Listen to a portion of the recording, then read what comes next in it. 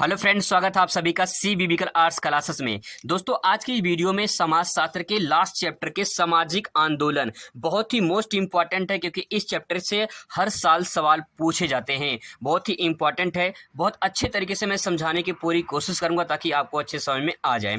सबसे पहले यहाँ पे बहुविकल्पीय सवाल के लिए या फिर अति लघु सवाल के लिए यहाँ पे इंपॉर्टेंट पॉइंट पे नजर डालते हैं और आपको अच्छे तरीके से समझाने की कोशिश करते हैं। आपसे सवाल पूछा जाएगा, दहेज निरोधक अधिनियम कब पारित किया गया था? तो आपका जवाब होगा 1961 ईस्वी में। 1961 में दहेज निरोधक अधिनियम पारित किया गया था।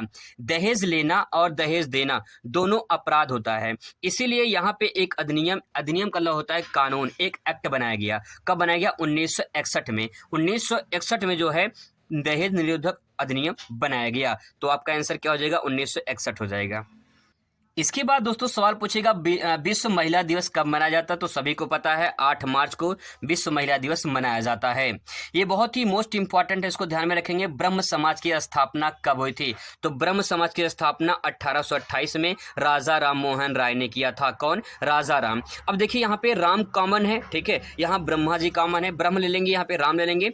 तो ब्रह्म और राम से जो है आप इसको अटैच कर लेना, अच्छे से यहाँ पे समझ में आ जाएगा कि जो भगवान का नाम यहाँ पे दिया गया है ब्रह्म और राम। तो राजा राम मोहन राय ने, इस प्रकार से आप इससे समझ सकते हैं। कब किया गया था? 1828 में, यानी 1828 में किया गया था। इसके बाद दोस्तों आपसे ये भी पूछ सकता है, आर्य समाज की स्थापना कब की गई थी?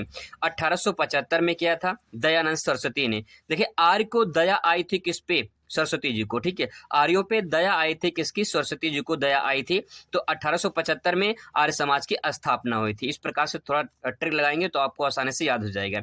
इसके बाद दोस्तों पूछ सकता है आपके, सत्य शोधक समाज की स्थापना किसने की थी? तो सत्य शोधक समाज की स्थापना ज्योतिबा फुले ने की थी। कब? 1873 में किया था। इंपॉर्टेंट है, ध्यान में रखेंगे। तीनों स्थापना आपको ध्यान में रखना है। ब्रह्म समाज की स्थापना राजा राम मोहन राय ने, आर्य समाज की स्थापना दयानंद सरस्वती ने, सत्य शोधक समाज की स्थापना ज्योतिबा फुले ने की थी। इसके बाद तो आपसे पूछ सकता है, तेभागा आंदोलन। कौन भागा? तेभागा आंदोलन संबंधित किससे है? बंगाल से संबंधित है। पूछ सकता है आपसे, तेभागा आंदोलन किससे संबंधित है? तो आपका जवाब होगा बंगाल से। आगे देखिए यहाँ पे, चंपारण सत्याग्रह आंदोलन। चंपारण पड़ता है तो बिहार में, और यहाँ पे एक आंदोलन हुआ था गांधी जी के द्वारा पहला सफल सत्याग्रह आंदोलन हुआ था। नील की खेती करने वाले किसानों ने आंदोलन किया था, और इसमें जो है गांधी जी की सबसे पहली सफल सत्याग्रह आंदोलन थे। इसके बाद तो आपसे पूछ सकता है, चिपको आंदोलन। चिपको आंदोलन वो आंदोलन होता है जो उत्तराखंड में चलाया गया था सुंदरलाल बहुगुणा के द्वारा। ये वन संरक्षण से संबंधित है। चिपको आंदोलन में जब वृक्षों को काटा जा रहा था तो वहां के स्थानीय लोगों ने जो है सुंदरलाल बहुगुणा के नेतृत्व में जो है लोग पेड़ से चिपक जाते थे और कहते थे पहले हमें काटो फिर पेड़ को काटो। इस प्रकार से वनों का संरक्षण किया गया था। तो दोस्तों ये इंपॉर्टेंट प्रश्न है, यहाँ पे कुछ इस प्रकार से जो आप दे सकते हैं, 1 नंबर का सवाल आपसे पूछा जा सकता है। इसके बाद दोस्तों आपका आता है प्रश्न, यहाँ पे जो सवाल यहाँ से पूछ सकते हैं उसको समझने की कोशिश करते हैं। दोस्तों आपसे प्रश्न पूछ सकता है, सामाजिक आंदोलन से आप क्या समझते हैं? तो देखिए, सामाजिक आंदोलन क्यों होता है? समाज में कौन रहता है? मानव रहता है। और आंदोलन क्यों करता है? उसके पीछे कारण क्या है? जब उस मानव को कोई समस्या होती है, कोई दिक्कत होती है, कोई परेशानी होती है तो आंदोलन होता है। अब सवाल यह है कि सामाजिक आंदोलन क्या होता है, उसके बारे में आपको लिखना है। देखिए, सामाजिक आंदोलन सामाजिक परिवर्तन लाने अथवा सामाजिक परिवर्तनों को रोकने की दृष्टि से किया जाने वाला सामूहिक प्रयास होता है। मतलब दोस्तों ये है कि यहाँ पे समाज में कौन रहता है? मानव रहता है। और मानव में जो कोई भी परिवर्तन लाने के लिए किया जाता है, अगर मान लो जैसे कोई कानून लगा दिया जाता है, कोई नियम लगा दिया जाए जो समाज के हितों के खिलाफ हो, तो उसमें समाज जो क्या करता है? परिवर्तन करना चाहता है।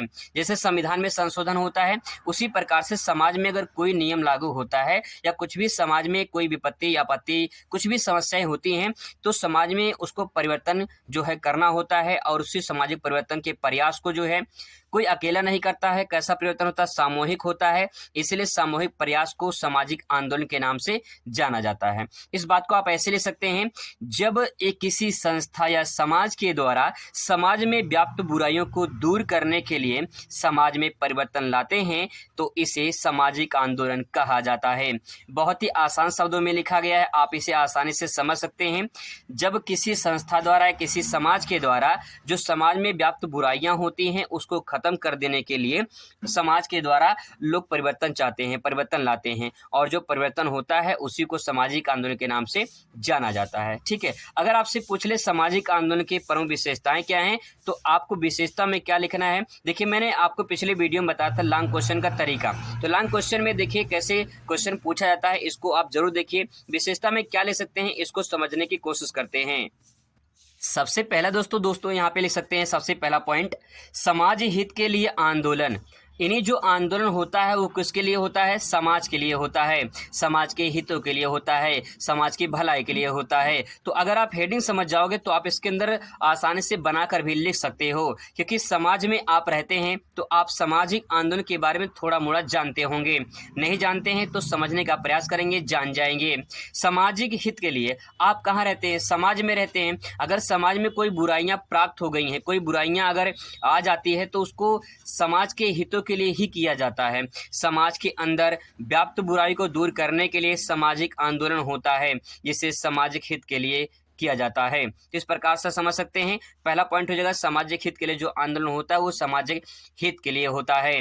इसके बाद दोस्तों दूसरा पॉइंट ले सकते हैं, इसमें विशेष उद्देश्यों की पूर्ति के लिए किया जाता है। विशेष उद्देश्य का मतलब क्या होता है, प्रत्येक आंदोलन कोई न कोई उद्देश्य होता है जिसमें सभी जनता का सहयोग होता है। इसमें दोस्तों जो सामाजिक आंदोलन किया जाता है उसमें किसी न किसी प्रकार से कोई न कोई उद्देश्य होता है, कोई न कोई मकसद होता है। अगर आप परीक्षा के लिए पढ़ रहे हैं तो आपका उद्देश्य यही है कि मैं अच्छे नंबर से पास हो जाऊं, तो आपका भी पढ़ने का ही उद्देश्य है, वरना आप क्यों पढ़ते हैं। जैसे लोग बोर्ड पेपर दे लेंगे, बोर्ड पेपर खत्म हो जाएगा, इसके बाद कोई नहीं पढ़ता है, क्योंकि उद्देश्य आपके खत्म हो जाते हैं। इस टाइम पे आपका सबसे बड़ा उद्देश्य ये है कि बोर्ड परीक्षा में पास होना, इसीलिए आप जो है पढ़ रहे हैं, मेहनत कर रहे हैं। तो दोस्तों अगर कोई उद्देश्य की पूर्ति की जाती है समाज के द्वारा, तो यहाँ पे कोई न कोई उद्देश्य होता है, कोई न कोई उसका टारगेट होता है, लक्ष्य होता है। तो यहाँ पे इस पॉइंट को आराम से ले सकते हैं। इसके बाद आगे देखिए, प्रदर्शन व जो है नारों पर जोर। यहाँ पे जो प्रदर्शन होता है, जो नारा होता है, जैसे भारत छोड़ो आंदोलन नारा जैसे गांधी जी ने दिया था, भारत छोड़ो आंदोलन, बहुत सारे नारे जो है लगाए गए थे, तो उस नारे पर भी कहीं न कहीं जो है बहुत बड़ा प्रभाव होता है। ठीक है, जो नारा जारी किया जाता है उसमें बहुत बड़ा इफेक्ट होता है, समाज पर प्रभाव डालता है। सामाजिक आंदोलन सामाजिक जो है समाज के उद्देश्यों की पूर्ति के लिए किया जाता है। इसमें लोग शांतिपूर्वक प्रदर्शन कर और कुछ महत्वपूर्ण नारे को लगाते हैं, उससे उत्तेजित करता है। तो जो प्रदर्शन करते हैं, जो नारा लगाते हैं, उससे भी कहीं न कहीं समाज को बेनिफिट होता है, उससे फायदा मिलता है। आगे ले सकते हैं अहिंसात्मक आंदोलन। सामाजिक आंदोलन जो होता है वो अहिंसात्मक होता है, मतलब उसमें कोई हिंसा नहीं होती है। और गांधी जी यही चाहते थे कि कोई भी हिंसा ना किया जाए, देश की आज़ादी के लिए कोई भी हिंसा ना किया जाए, अहिंसात्मक आंदोलन होना चाहिए। इसमें क्या ले सकते हैं, सामाजिक आंदोलन समान रूप से अहिंसात्मक होता है। वे अपने कार्यक्रम हड़ताल, धरना, भूख हड़ताल, बहिष्कार, सत्याग्रह आदि के द्वारा जनता तक अपनी बात सरकार तक पहुंचाते हैं। जो जनता की मतलब कि जो जनता होती है वो अपनी बात सरकार तक पहुंचाती है। कोई भी इसमें लड़ाई झगड़ा नहीं होता है, वो चाहे हड़ताल करे, चाहे धरना दे, चाहे भूख हड़ताल करे, चाहे किसी का बहिष्कार करे, चाहे सत्याग्रह करे, आदि के माध्यम से जब सरकार तक अपनी बातें पहुंचाती है तो उसे अहिंसात्मक आंदोलन कहा जाता है। और खासकर सामाजिक आंदोलन जो है वो होता है आपका अहिंसात्मक होता है। इसके बाद दोस्तों एक पॉइंट इसमें और ले सकते हैं, कुशल व्यक्तियों का नेतृत्व। जो आंदोलन होता है, कभी कभी जो आंदोलन जो कभी कभी मतलब कि होता कि कहीं इतिहास में देखा जाए जो आंदोलन हुए हैं, उन आंदोलन में एक नेतृत्व होता है, एक कोई लीडर होता है।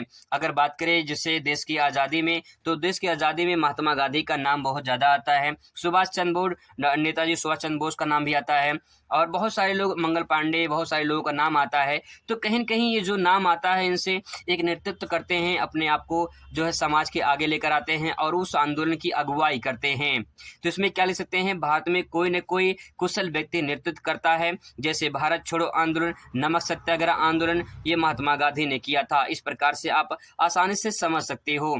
तो दोस्तों ये है सामाजिक आंदोलन के कुछ विशेषताएं और कुछ महत्व। तो दोस्तों ये सामाजिक आंदोलन कुछ इंपॉर्टेंट पॉइंट थे। इसका जो पार्ट 2 आएगा उसमें कुछ और क्वेश्चन को कवर करेंगे जो काफ़ी महत्वपूर्ण होंगे। मिलते हैं नेक्स्ट वीडियो में, तब तक आप रिवीजन करते रहिए, अपना ख्याल रखते रहिए अच्छे से। धन्यवाद।